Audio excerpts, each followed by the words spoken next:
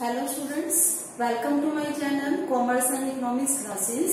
हम कर रहे हैं प्लस टू बिजनेस स्टडीज में आज एक नया टॉपिक ऑर्गेनाइजिंग। आपको पता है मैनेजमेंट के 5 फंक्शंस हैं। उसमें सबसे पहला होता है फंक्शन हमारा प्लानिंग। प्लानिंग हम डिटेल में कर चुके हैं। इसके बाद नेक्स्ट फंक्शन आता है हमारा ऑर्गेनाइजिंग का। प्लानिंग में हमने बात की थी प्लानिंग क्या होती है। प्लानिंग में हमने कहा था कि हम क्या करना है, कब करना है, कैसे करना है, किसने करना है, इस सब के बारे में हम पहले से डिसाइड करते हैं और उसको ही बोलते हैं हम प्लानिंग। तो हमने ये तो डिसाइड कर लिया क्या काम करना है, कब करना है, किसने करना है। तो किसी भी ऑर्गेनाइजेशन में हमारे यहाँ पर बहुत सारे लोग काम करेंगे, तो उनके लिए हमें पोस्ट डिसाइड करनी होती है कि हमारी संस्था में, हमारी कंपनी में कौन कौन सी पोस्ट होंगी और उन पोस्ट का आपस में रिलेशनशिप क्या होगा, मीन्स कौन सुपीरियर होगा और कौन सबॉर्डिनेट होगा, ये हमें डिसाइड करना होता है। उसके बाद ही हम उन पोस्ट पर पर्सन्स की अपॉइंटमेंट करते हैं। तो सबसे पहले हमें ऑर्गेनाइजेशन में काम को बांट के डिफरेंट पोस्ट जो है वो डिसाइड करनी होती है। तो यही फंक्शन हमारा ऑर्गेनाइजिंग होता है। तो ऑर्गेनाइजिंग का हम यहाँ पर मीनिंग करेंगे। ऑर्गेनाइजिंग क्या है? It refers to the process. सबसे पहली बात तो ऑर्गेनाइजिंग एक प्रोसेस है। ऑर्गेनाइजिंग का फंक्शन जब हम परफॉर्म करेंगे तो इसमें भी हमें कई एक्टिविटीज परफॉर्म करनी है। उसके बाद हमारा ऑर्गेनाइजिंग का फंक्शन पूरा होता है। तो ऑर्गेनाइजिंग एक प्रोसेस है क्योंकि इसके बाद इसमें हम एक के बाद एक डेफिनेट सीरियल ऑर्डर में डिफरेंट एक्टिविटीज को परफॉर्म करेंगे। इसके बाद बात आती है process of defining and grouping of activities. Defining and grouping of activities means जो भी हमारा ऑब्जेक्टिव है उसको करने के लिए हमें अपनी कंपनी में कौन कौन सी एक्टिविटीज करनी है उनको हमें डिफाइन करना है। देखना है कि हमें क्या क्या एक्टिविटीज करनी पड़ेंगी। इसके बाद हम क्या करेंगे? ग्रुपिंग करेंगे। कुछ एक्टिविटीज ऐसी होती है जिनका नेचर एक ही होता है, तो उन एक्टिविटीज का हम एक ग्रुप बना देते हैं और उसके लिए एक अलग से डिपार्टमेंट बना दिया जाता है। वो डिपार्टमेंट वो एक्टिविटीज करेगा। जैसे हम बात करें रॉ मटेरियल परचेज करना है, हमें टूल्स परचेज करने हैं, तो वो परचेजिंग का काम है, तो उनका हम एक ग्रुप बना देते हैं, वो हमारा परचेज डिपार्टमेंट हो जाता है। तो इस तरह से जो भी एक्टिविटीज हमने डिफाइन की है, हमने करनी है ऑर्गेनाइजेशन में, उनको पहले तो हम डिफाइन करेंगे। उसके बाद एक ऐसी एक्टिविटीज का एक ग्रुप बना के उसके लिए एक अलग से डिपार्टमेंट बना दिया जाता है। इसके बाद बात आती है ग्रुपिंग ऑफ एक्टिविटीज के बाद of an enterprise and establishing authority relationship among them. जो भी हमने एक्टिविटीज डिसाइड की है उसके अकॉर्डिंग हमारे ऑर्गेनाइजेशन में पोस्ट होंगी और फिर उन पोस्ट में हम अथॉरिटी रिलेशनशिप डिसाइड करेंगे कि कौन सुपीरियर होगा और कौन सबॉर्डिनेट होगा, कौन सी पोस्ट सुपीरियर की होगी और उसके अंडर फिर कौन सी पोस्ट आएगी वो सबॉर्डिनेट होंगे। तो ये रिलेशनशिप हम सुपीरियर सबॉर्डिनेट का रिलेशनशिप डिसाइड करते हैं। इससे जो भी हम अपॉइंटमेंट करेंगे एम्प्लॉइज की, उनको क्लियर कट हो जाता है कि किसको किससे ऑर्डर मिलेंगे और कौन किसको रिपोर्ट करेगा। तो इसीलिए जो डिफरेंट पोस्ट हम डिसाइड करेंगे उनमें हमें रिलेशनशिप एस्टैब्लिश करना है सुपीरियर सबॉर्डिनेट का। तो ऑर्गेनाइजिंग में हम किसी भी जो इंस्टीट्यूशन है हमारा, उसका हम स्ट्रक्चर डिसाइड करते हैं कि क्या क्या हमने काम करने हैं, क्या क्या पोस्ट होंगी हमारे इंस्टीट्यूशन में और उन पोस्ट के बीच में आपस में रिलेशनशिप क्या होगा, कौन सी पोस्ट सुपीरियर की होगी और कौन सी पोस्ट सबॉर्डिनेट की होगी। तो ये जो सारा काम होता है इसको हम कहते हैं ऑर्गेनाइजिंग। तो ये तो था हमारा ऑर्गेनाइजिंग का मीनिंग। इसको और अच्छी तरह से समझने में ऑर्गेनाइजिंग के जो फीचर्स हैं वो हमारी हेल्प करते हैं। तो अब यहाँ पर हम फीचर्स या कैरेक्टरिस्टिक्स हम उनको बोल सकते हैं क्या है ऑर्गेनाइजिंग की, वो करेंगे। तो इसके बाद हमारे पास आती हैं कैरेक्टरिस्टिक्स ऑफ ऑर्गेनाइजिंग।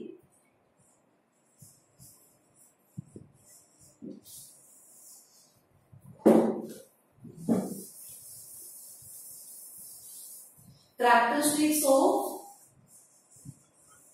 organizing तो सबसे पहला फीचर इसमें हमारे पास आता है डिवीजन ऑफ वर्क। जैसा कि हमने डेफिनेशन में भी बात की है, हम एक्टिविटीज को डिफाइन करते हैं, ग्रुपिंग करते हैं।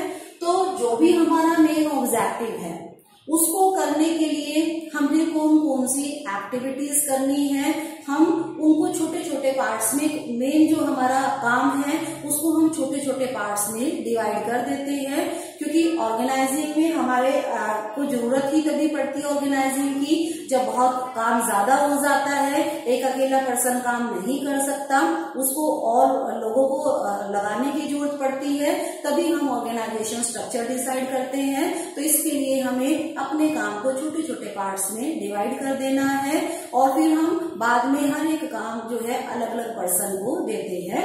तो ऑर्गेनाइजेशन में हम सबसे पहले डिवीजन ऑफ वर्क करते हैं, काम को हम छोटे छोटे भाग में डिवाइड करते हैं, छोटे छोटे पार्ट्स में डिवाइड करते हैं। तो हमें देखना है कि जो हमारा मेन वर्क है उसको हम छोटे छोटे अलग अलग पार्ट्स जो है उसके बना देंगे ताकि अलग अलग पर्सन को हम वो अलग अलग काम दे सके। तो सबसे पहले हमें काम का बंटवारा करना है, मेन काम को छोटे छोटे अलग अलग पार्ट्स में हमने डिवाइड कर देना है। क्या क्या एक्टिविटीज हमें ऑर्गेनाइजेशन में करनी पड़ेंगी उनको हमने डिसाइड करना है।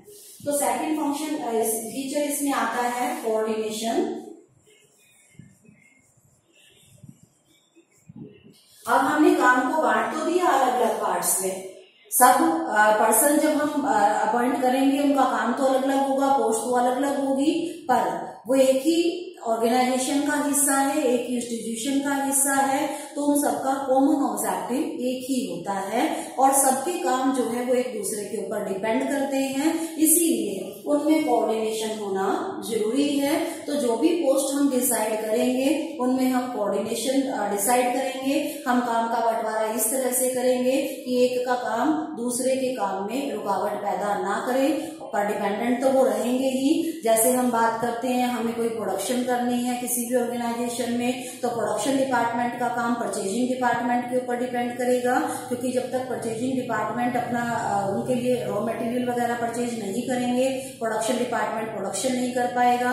प्रोडक्शन डिपार्टमेंट का परचेजिंग डिपार्टमेंट का जो काम है वो फाइनेंस डिपार्टमेंट के ऊपर डिपेंड करेगा, क्योंकि फाइनेंस डिपार्टमेंट फाइनेंस का अरेंज करेगा तभी वो परचेजिंग कर पाएंगे। तो किसी भी ऑर्गेनाइजेशन में जो भी हमारे काम होते हैं वो इंटरडिपेंडेंट होते हैं। तो इसलिए जरूरी है कि जो भी हमने पोस्ट डिसाइड की है उनमें कोऑर्डिनेशन बना रहे। तो हमें काम को इस तरह से बांटना है कि वो एक दूसरे में रुकावट पैदा ना हो, बल्कि वो मिलजुल कर अपना काम करे। तो इसमें हम ऑर्गेनाइजिंग में कोऑर्डिनेशन को हम बनाए रखते हैं, इस तरह से हम काम का बंटवारा करते हैं। तो इसके बाद नेक्स्ट फीचर हमारे पास आता है प्लूरलिटी ऑफ पर्सन।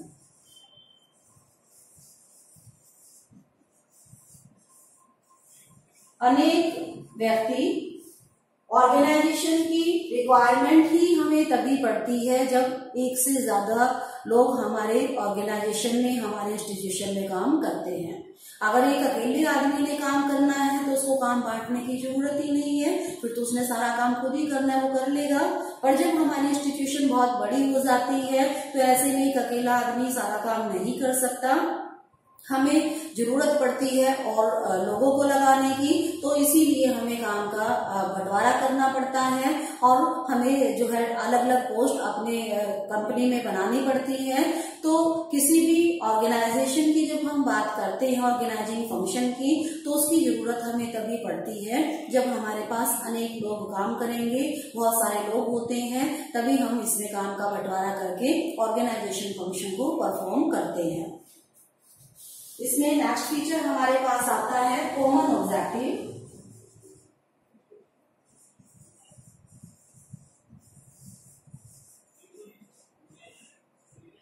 तो हमने काम को बांट तो दिया, अलग अलग हमने पोस्ट बना दी, उनके काम अलग अलग होंगे, जब उन पर लोग काम करेंगे तो अलग अलग काम होंगे, पर उनका जो कॉमन ऑब्जेक्टिव है वो एक ही रहेगा। क्यों?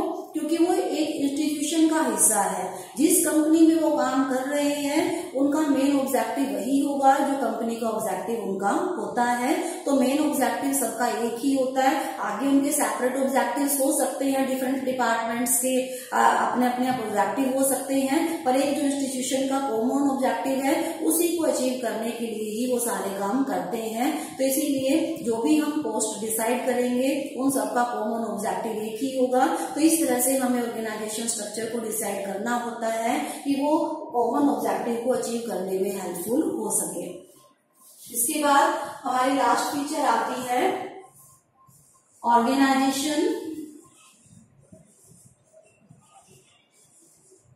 Is a machine of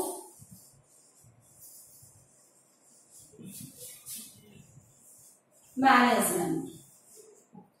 organisation management के लिए मशीन की तरह होती है। मशीन क्या करती है? हमारे काम को आसान बना देती है मशीनें। इसी तरह से मैनेजमेंट ने जो भी काम करना है, उनके सामने जो भी ऑब्जेक्टिव है जिसको उन्होंने अचीव करना है, उसको अचीव करने का एक तरीका है उनके पास ऑर्गेनाइजिंग। ऑर्गेनाइजिंग के थ्रू वो अपने काम को बांटकर अलग अलग पर्सन्स को दे देंगे।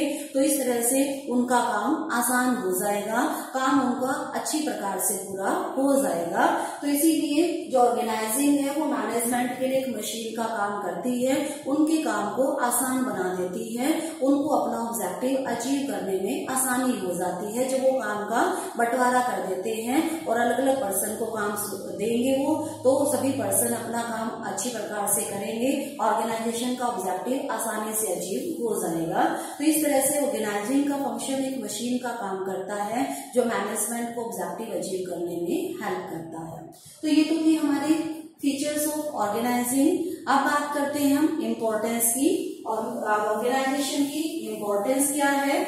हर एक जो भी हम फंक्शन करेंगे वो सभी इम्पोर्टेंट होते हैं। किसी भी ऑर्गेनाइजेशन में सब फंक्शंस की अपनी अलग अलग इम्पोर्टेंस होती है। तो यहाँ पर ऑर्गेनाइजिंग की भी इम्पोर्टेंस है। तो इसकी इम्पोर्टेंस क्या है? Importance of organizing. किसी भी ऑर्गेनाइजेशन को अपने ऑब्जेक्टिव अचीव करने हैं, किसी भी संस्था को, तो उसके लिए ऑर्गेनाइजिंग का फंक्शन बहुत जरूरी होता है। तो क्या इम्पोर्टेंस है इसकी? सबसे पहली बात आती है बेनिफिट्स ऑफ स्पेशलाइजेशन। हमने इसमें अभी बात की थी कि हम काम को डिवाइड कर देते हैं, डिवीजन करते हैं काम का। तो जब हमने काम को डिवाइड कर दिया तो हम क्या करेंगे? एक छोटे छोटे पार्ट्स हो गए काम के, हर एक काम जो है हम एक अलग पर्सन को करने को देंगे। तो जब हम कोई भी काम किसी पर्सन को देंगे तो हम देखेंगे कि वो पर्सन उस काम में एक्सपर्ट होगा, तभी हम उस पर्सन को काम करने को देंगे। और वो जब एक्सपर्ट पर्सन उस काम को कर रहा है तो वो अच्छा काम कर पाएगा। और एक जब वो उस काम को बार बार करता रहेगा तो उसमें और ज्यादा एक्सपर्ट हो जाएगा।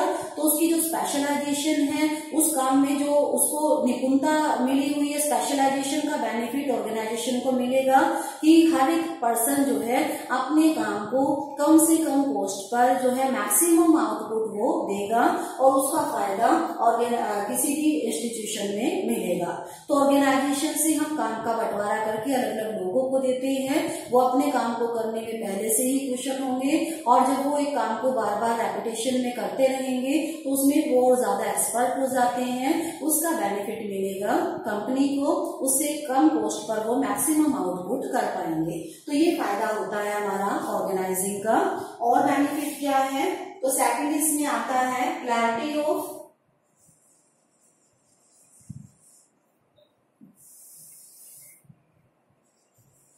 Working relationship.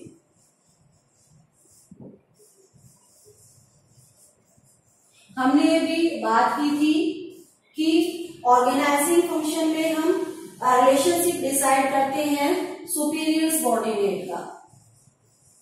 डिफरेंट पोस्ट बनाते हैं और उसमें सुपीरियर सबऑर्डिनेट का हम रिलेशनशिप डिसाइड करते हैं। क्योंकि बहुत सारे लोग काम कर रहे हैं तो अब पता होना चाहिए ना कौन किसका बॉस होगा और कौन किसके अंडर काम करेगा। सब एम्प्लॉइज को क्लियरली पता होना चाहिए। हम ऑर्गेनाइजिंग फंक्शन में यही डिसाइड करते हैं। तो ऑर्गेनाइजिंग से हर एक एम्प्लॉय को ये पता चल जाता है कि कौन उनका बॉस है और किसके अंडर उन्होंने काम करना है। तो इससे उनको ये पता चल जाता है कि किससे उनको ऑर्डर मिलेंगे और अपनी रिपोर्ट्स उन्होंने किसको सबमिट करानी है। तो इस तरह से हर एक पर्सन को रिलेशनशिप क्लियर हो जाते हैं सुपीरियर सबऑर्डिनेट के, अगर हम ऑर्गेनाइजेशन फंक्शन को अच्छी तरह से करते हैं। तो इस तरह से किसी प्रकार की कोई कंफ्यूजन नहीं रहती है एम्प्लॉयज में सुपीरियर सबऑर्डिनेट को लेकर। इसके बाद नेक्स्ट इसकी इंपॉर्टेंस आती है ऑप्टिमम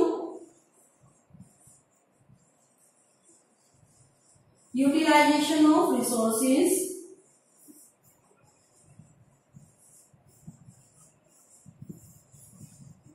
अभी हमने बात की थी कि हम इसमें डिवीजन ऑफ वर्क करते हैं, काम को हम बांटते हैं। तो काम को बांटने से क्या होता है, सारा काम जो है वो हम अलग अलग पर्सन्स को देंगे। तो इससे क्या होगा, ना तो कोई काम हमारा छूटेगा करने से और ना ही कोई काम दो बार होगा, क्योंकि हमने अलग अलग पार्ट्स में काम को डिवाइड करके बाद में हम हर एक पर्सन को अलग अलग काम करने को दे देंगे। तो उससे ना तो कोई काम हमारा छूटता है और ना ही कोई काम हमारा दो बार होता है। तो उससे ना तो हमारे को काम छूटेगा और ना ही हमारे रिसोर्सेज वेस्ट जाएंगे।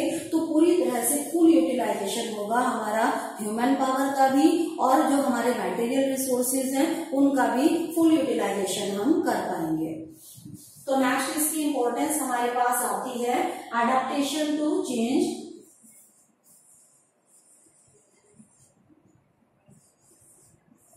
अगर हमें कोई चेंज करना हो अपने ऑर्गेनाइजेशन में या कोई हमारा एम्प्लॉय छोड़कर चला जाता है तो उसकी पोस्ट खाली हो जाती है, तो ऐसे केसेस में अगर हमने स्ट्रक्चर अच्छी तरह से डिसाइड किया हुआ है ऑर्गेनाइजेशन का तो हमें कोई दिक्कत नहीं आती है। अगर कोई भी पोस्ट हमारी वैकेंट हो जाती है, एम्प्लॉय छोड़कर चला जाता है या किसी कारण से हमें हटाना पड़ता है या उसकी प्रमोशन हो जाती है, तो उसका जो सबऑर्डिनेट होता है हम उसको उस सुपीरियर की पोस्ट पे प्लेस कर सकते हैं, वो उसका काम संभाल लेगा, क्योंकि वो कॉन्टिन्यूसली अपने सुपीरियर के साथ काम कर रहे हैं। तो काफी कुछ उनको अपने सुपीरियर्स के काम की नॉलेज हो जाती है। तो जैसे ही कोई पोस्ट हमारे यहाँ वैकेंट होती है तो उस पोस्ट पर हम सबऑर्डिनेट को प्रमोट करके वो काम उसको दे सकते हैं। तो इस तरह से हमें काम हमारा रुकता नहीं है, काम हमारा स्मूथली चलता रहता है, किसी तरह की कोई दिक्कत नहीं आती है। तो कोई एम्प्लॉय छोड़कर चला जाए या किसी की हम प्रमोशन कर दें तो ऐसे केसेस में हमें कोई दिक्कत नहीं आएगी, क्योंकि उसके सबऑर्डिनेट को हम उस पोस्ट पर प्रमोट कर सकते हैं। इसके बाद नेक्स्ट इंपॉर्टेंस हमारे पास आती है इफेक्टिव एडमिनिस्ट्रेशन।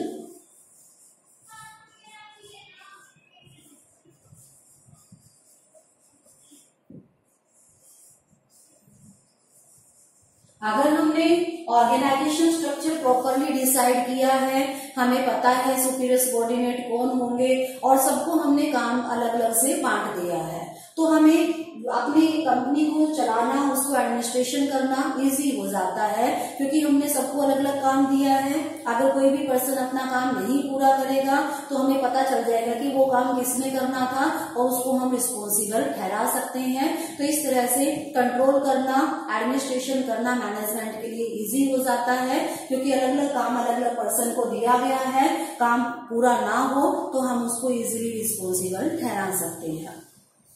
इसके बाद नेक्स्ट हमारे पास आता है फीचर डेवलपमेंट ऑफ पर्सोनल।